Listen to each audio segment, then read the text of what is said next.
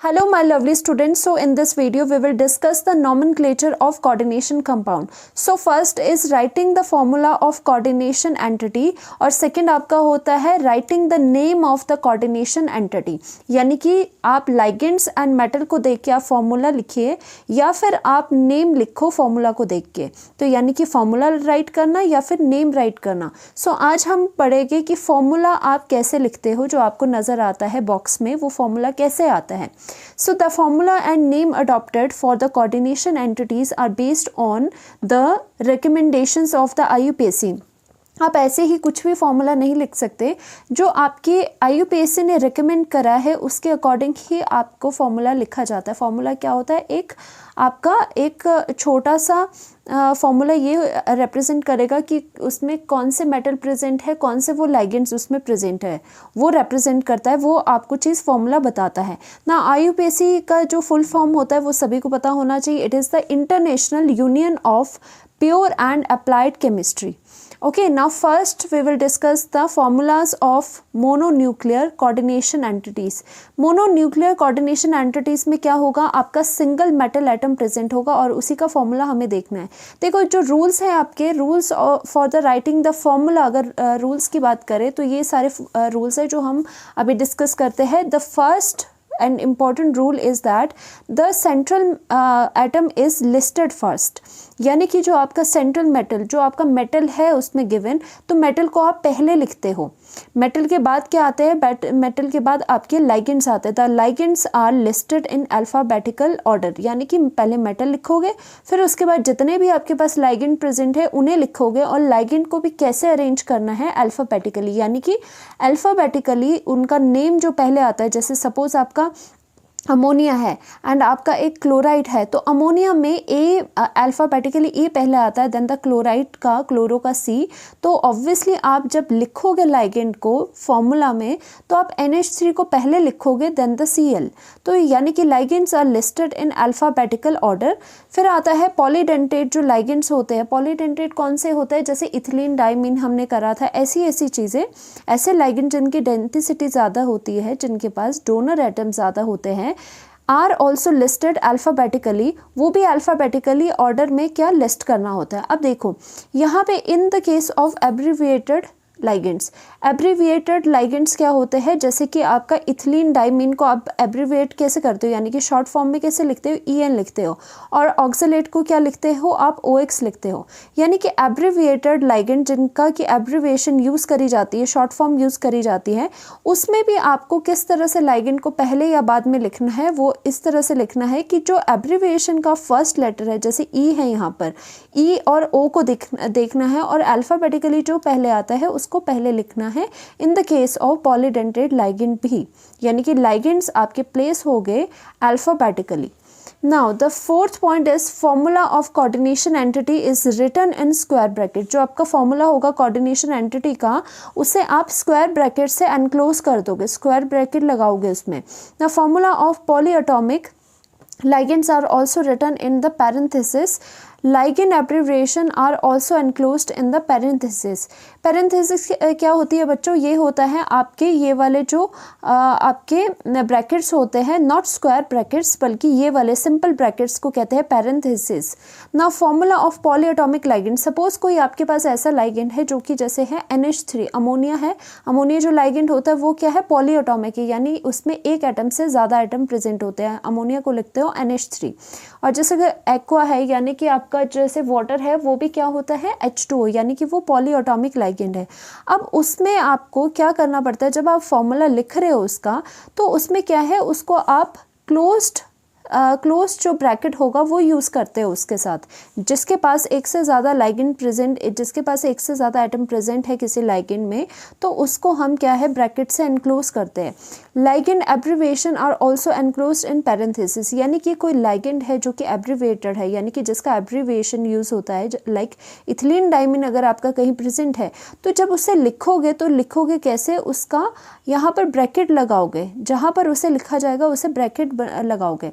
जो सिंगल होते हैं लाइगेंड्स सिंगल एटम के, उसको एज इट इज़ आप लिख सकते हो.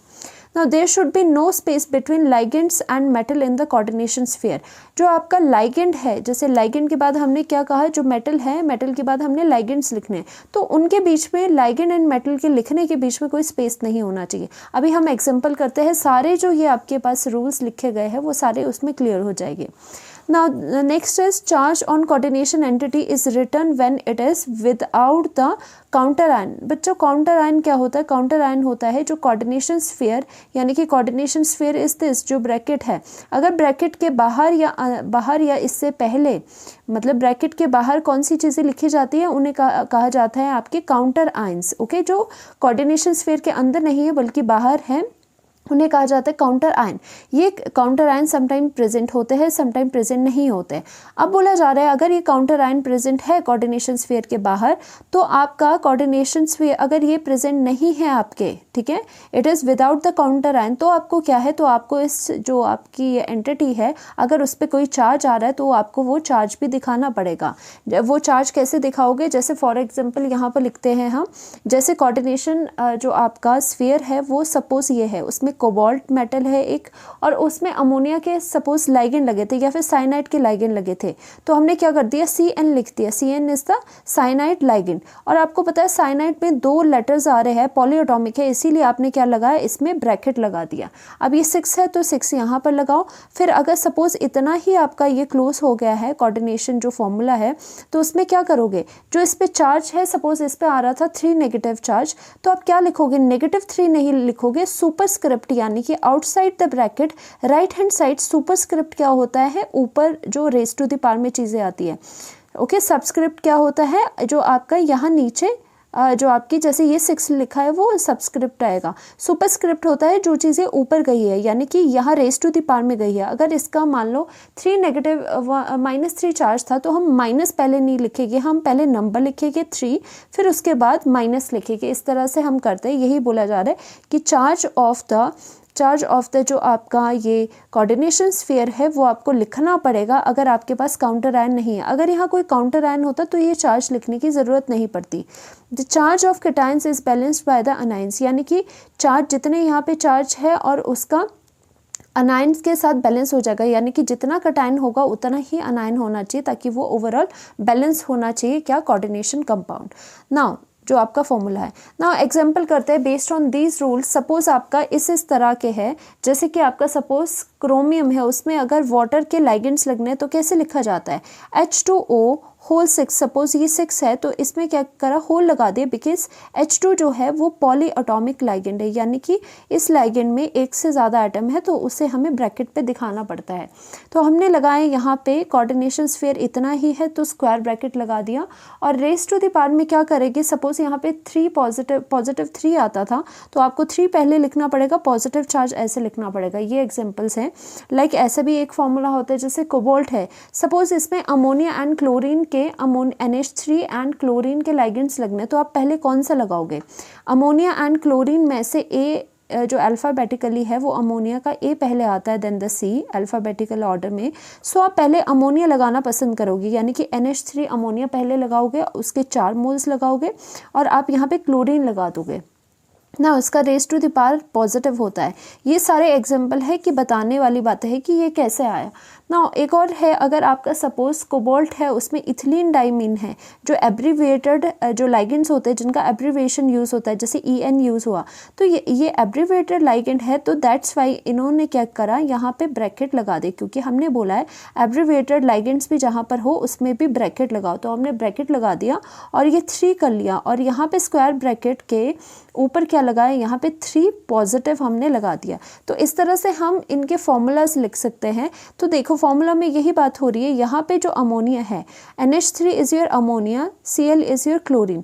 तो अमोनिया में A पहले आता है, क्लोरीन का C बाद में आता है, तो यानी कि अल्फ़ाबेटिकली आपने अमोनिया पहले लिखा, Cl क्लोरीन को पहले नहीं लिखा। और जो चार्ज है उसमें भी पहले नंबर आता है, देन चार्ज आता है, और कोऑर्डिनेशन स्फीयर जो है उसको हम ब्रैकेट से रिप्रेजेंट करते हैं। एंड जो ये मेटल एंड लाइगेंड है उनके बीच में कोई स्पेस नहीं होता, जैसे देखो यहाँ पर स्पेस नहीं है, तो यहाँ पर भी ये जो EN वगैरह होगा उसे भी हम अल्फ़ाबेटिकली ऑर्डर में लिखेंगे अगर कोई और लाइगेंड्स भी हमारे पास प्रेजेंट होंगे। तो यानी कि इस तरह से आप ये फॉर्मूला बना सकते हो। ये रूल होते हैं, पहले मेटल फिर लाइगेंड्स, और जो लाइगेंड्स पॉलीएटॉमिक हो गए उसमें क्या करोगे, ब्रैकेट लगाओगे और अल्फ़ाबेटिकली उनको पहले या बाद में लिखोगे। चार्ज में पहले आपका नंबर आएगा, then followed by the charge आपका आएगा।